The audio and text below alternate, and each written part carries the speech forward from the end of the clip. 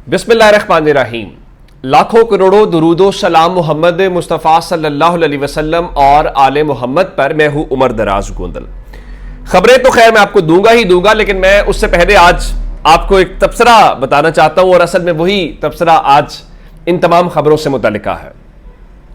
हमाद अजहर जो है वो आज पेशावर प्रेस क्लब के अंदर एक प्रेस कॉन्फ्रेंस कर रहे थे, और उन्होंने कहा कि यहां के जजेस पर भी प्रेशर होगा मगर वो इंसाफ कर रहे हैं। यानी उनसे मुराद पेशावर हाई कोर्ट या खैबर पख्तूनख्वा के जजेस थे। उन्होंने कहा कि आला अदलिया अगर इंसाफ नहीं कर सकती तो इंसाफ दे दें, तो इस्तीफा दे दें। तो उन्होंने फिर काजी फायज ईसा के हवाले से जो जुमला कहा वही सबसे बड़ी खबर है। उन्होंने कहा कि चीफ जस्टिस साहब, हमने तो बर्दाश्त कर लिया, अब आपका इम्तिहान है।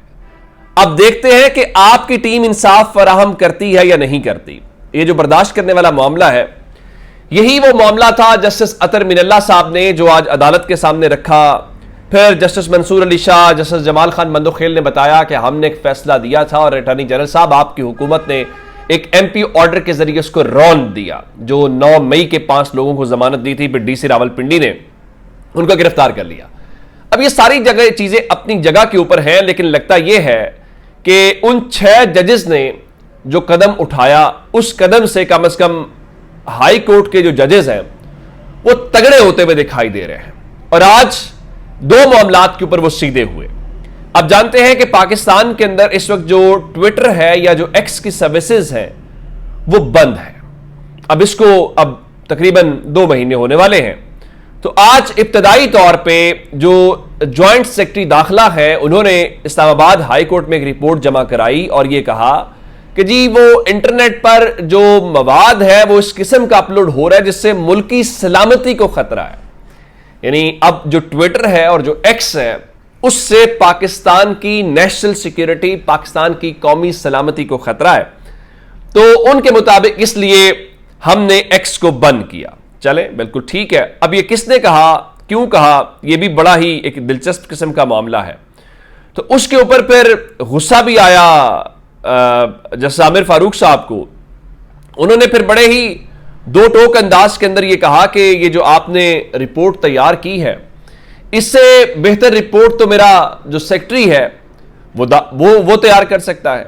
और उनके मुताबिक ये आपने जो कयास आराइयों के ऊपर और हर चीज के ऊपर बनाया, तो उन्होंने कहा ठीक है, मैं सेक्रेटरी दाखिला को जो है वो तलब कर लेता हूं। और उनका ये बात हुकूमत की, फिर उन्होंने नलायकी के ऊपर बात की, हुकूमत किस तरह से काम नहीं कर रही या क्या मामला है, वो भी बड़ी तफसील के साथ वहां पे आज डिस्कस हुआ कि ये सारा मामला जो है। अच्छा खैर, ये तो हो गया एक मामला। दूसरा मामला भी इस्लामाबाद हाई कोर्ट के सामने ही था, जो इमरान खान से मुतल्लिक था, और जाहिर है इमरान खान की उसमें सुनी गई है। कल आप जानते हैं कि वो जजेस को कुछ धमकी आमेज खत आ गए थे। तो धमकी आमेज खत वाले मामले के ऊपर कल जरा साइफर वाली समात फुल नहीं हो सकी थी मुकम्मल उस तरह से, लेकिन आज हुई। अच्छा, लेकिन आज जब समात हुई तो एक नया तमाशा लग गया। तमाशा यह लगा है कि सिर्फ इस्लामाबाद हाई कोर्ट नहीं, बल्कि आज लाहौर हाई कोर्ट के भी 4 जजेस को खत लिखा गया है। उसमें जस्टिस शुजात अली खान है, जस्टिस शाहिद बिलाल है और जस्टिस आलिया नीलम है। उनके अलावा जस्टिस आबिद अजीज शेख है। अगर तो लाहौर हाई कोर्ट तक बात रहती तो बात थोड़ी और तरह से थी, तो हम ये कहते कि और मामला है। अब चूंकि कल जो खातून थी वो रेशमा थी जिसने खत लिखे थे, और लेकिन अब उस खातून से बात, रेशमा से मामला थोड़ा कन्वर्ट हो गया है। अब गुलशाद खातून है, बिनते भोरल खान नाम लिखा गया है। और आप अंदाजा इस बात से कीजिए कि सिर्फ उनको नहीं, लाहौर हाई कोर्ट को नहीं, इस्लामाबाद हाई कोर्ट को नहीं, बल्कि आप परेशान इस बात के ऊपर हो जाएंगे कि सुप्रीम कोर्ट के भी मुख्तलिफ जजेस को खत लिखा गया है। और ये खत भी गुज़श्ता रोज ही लिखे गए हैं, जिसमें बताया गया है कि जस्टिस काजी फायज ईसा को, जस्टिस अतर मिनल्ला को, जस्टिस जमाल मंदोखेल को और जस्टिस अमीनुद्दीन को ये खत लिखे गए हैं।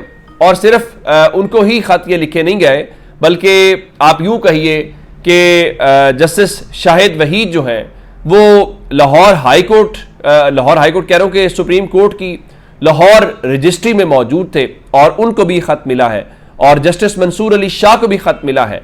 तो अब मुझे ये बताइए कि उन लोगों को जो खत आपने भेजे हैं या उसके ऊपर जो किया है उसका नतीजा अब क्या है, या ये कौन उसको इसके ऊपर इस सारे मामले के अंदर जो आप कह सकते हैं कि कौन है जो ये गुलशाद नामी खातून है या उसके ऊपर ये सब उसमें आके ये सारा कुछ कर रहे हैं। खैर, अब मालूम ये पड़ा कि इस्लामाबाद हाई कोर्ट ने फिर आज डीआईजी इस्लामाबाद को ये बुलाया और पूछा कि ये खत किसने लिखे हैं।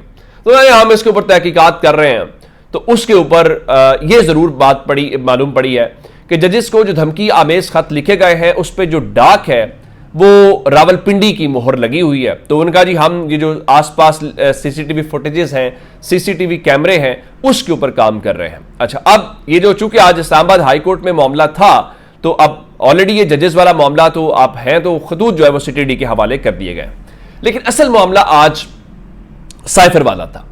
और साइफर वाले मामले के अंदर जस्टिस आमिर फारूक और जस्टिस मियां गुल हसन औरंगजेब ने समाअत की और उनके अलावा चूंकि कल खतूत मिले थे तो आज इस्लामाबाद हाई कोर्ट के अंदर बड़ी उसी तरह से चीजें चली हैं। मामूल के मुताबिक कोर्ट की जो प्रोसीडिंग्स हैं वो आगे बढ़ी हैं, कोई रुकावट या उस किस्म की चीज नहीं हुई। अब मैं आपको बताना ये चाहता हूं कि कैसे ये सारा मामला जो है वहां पे पेंडिंग हुआ या क्या कुछ हुआ। नंबर वन ये है कि आज इमरान खान के जो वकील सलमान सफदर हैं उनके दरमियान और जस्टिस गुल हसन औरंगजेब के दरमियान जो मुकालमा वो मैं आपके सामने रखना चाहता हूं, और फिर कैसे इमरान खान की सुनी गई है और कैसे आज अमली तौर पे ये केस खत्म हो गया। ये कोई लंबा चौड़ा चलेगा नहीं। देखिए, जस्टिस गुल हसन औरंगजेब ने कहा कि ट्रायल कोर्ट के जज ने अपने फैसले में यह फाइंडिंग दी कि पाक अमेरिका ताल्लुकात खत्म हो गए। अच्छा, तो जस्टिस मियां गुल हसन औरंगजेब ने कहा कि देखिए, ट्रायल जज जो थे उन्होंने किस बुनियाद के ऊपर ये लिखा कि ताल्लुकात खत्म हो गए हैं। तो उसके ऊपर जो सलमान सफदर है उन्होंने कहा कि ट्रायल जज ने अमेरिका में जो पाकिस्तान के सफीर असद मजीद खान है उनके बयान की बुनियाद के ऊपर ये लिखा है। तो जस्टिस मियां गुल हसन औरंगजेब ने कहा कि असद मजीद ने तो ये नहीं कहा ना कि पाकिस्तान और अमेरिका के ताल्लुकात जो है वो खत्म हो गए हैं। अच्छा, उसके बाद एक और ऐसा मामला आया जिसके ऊपर जो जजेस दोनों हैं वो हैरान रह गए। वो क्या?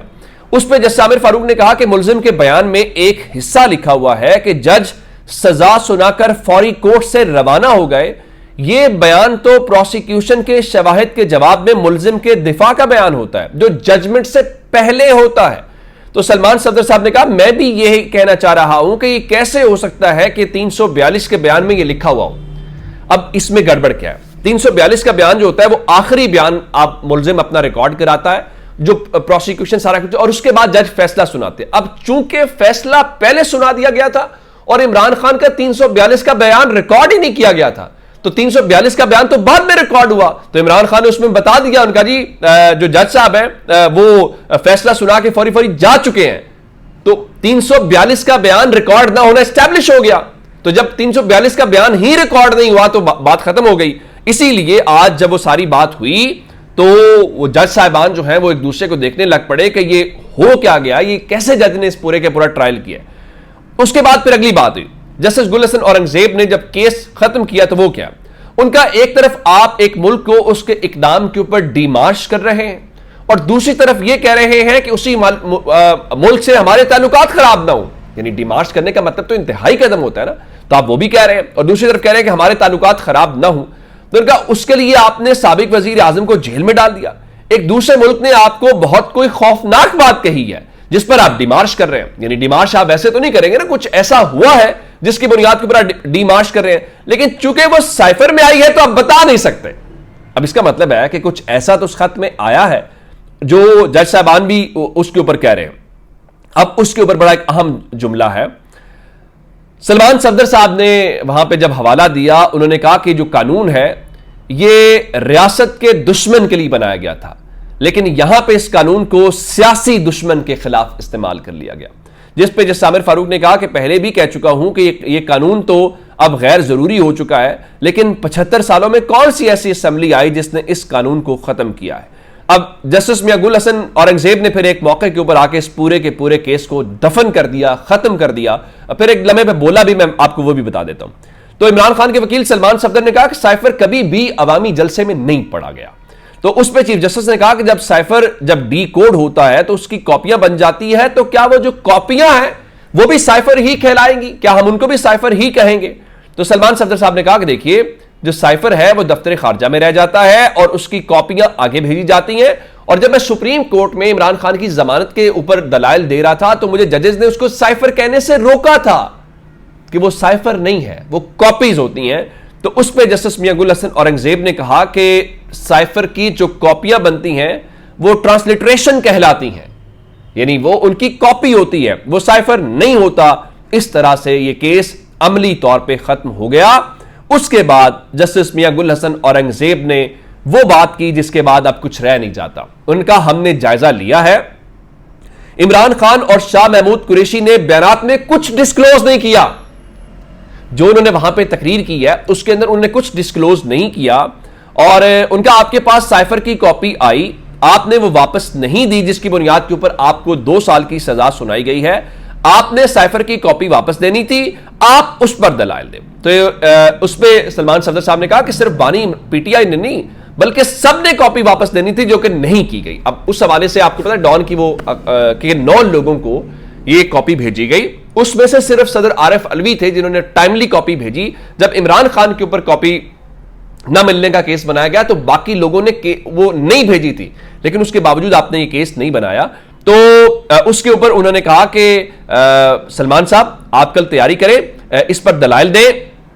उसके बाद जस्टिस आमिर फारूक ने कहा कि ये आपके फायदे की बात है, हाथी आप निकाल चुके हैं, दुम भी निकाल दें, जिसका मतलब यह था कि आप अमली तौर पे केस खत्म कर चुके हैं। ये एक छोटा सा नुक्ता है, इस छोटे से नुक्ते के ऊपर जो है आप ये इसको करें और इसको वाइंड अप करें। जिसके बाद इस्लामाबाद हाई कोर्ट ने इमरान खान और शाह महमूद कुरैशी की जो साइफर की अपीलें हैं उसके ऊपर समाअत जो है वो कल तक मुलतवी कर दी है। अब सवाल सिर्फ इतना है कि क्या ये ईद से पहले खत्म हो जाएगा या नहीं हो जाएगा, ये बहुत ही एक अहम मामला होगा। लेकिन इस दौरान इस्लामाबाद में एक बड़ी अहम मुलाकात हुई है, लेकिन उस मुलाकात की जो गूंज है, उसका जो एलामिया है वो भी बड़ा आपके सामने रखने वाला है। आप जानते हैं कि जो सदर पाकिस्तान होते हैं वो फौज के सुप्रीम कमांडर होते हैं। तो अब हुआ इस तरह से है कि आर्मी चीफ और सदर की मुलाकात हुई है वाने सदर में, और आर्मी चीफ ने सदर आसिफ अली जरदारी को उनका ओहदा संभालने के ऊपर मुबारकबाद दी है। लेकिन यहां पे एक बड़ा एक और दिलचस्प मामला है जो वहां पे एलामिया आया। उस एलामिया में ये लिखा गया है कि सदर जरदारी का एक मखसूस सियासी जमात और उसके चंद अफराद की जानिब से इदारे और उसकी क़यादत के खिलाफ महदूद सियासी मफादात के हुसूल के लिए लगाए गए बेबुनियाद और बिला जवाज इल्ज़ामात पर शदीद तशवीश का इजहार किया है। अब वो एक मखसूस सियासी जमात कौन सी है, उसके कौन से अफराद हैं, मेरा ख्याल है अपने छोटे छोटे सियासी फ़ायदों के लिए मुल्क के इदारों को इस तरह ना करें तो ज़रा ज़्यादा बेहतर होगा। आप इसके पीछे नहीं छुप पाएंगे। मेरा ख्याल है इदारे सबके हैं, ये मुल्क सबका है। दिल बड़ा करें, अब आगे बढ़े। अपना बहुत सारा ख्याल रखिएगा। खुदा हाफिज़।